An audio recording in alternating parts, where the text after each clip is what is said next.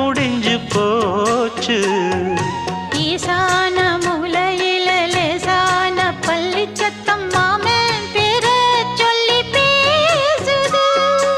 ஆறாத சோகந்தன்ன தீராம சேர்த்து வச்சு ஊரும் சேர்ந்து என்ன ஏசுது. மாமா மாமா உன்னத்தானே எண்ணி நானும் நாளும் தவித்தேனே.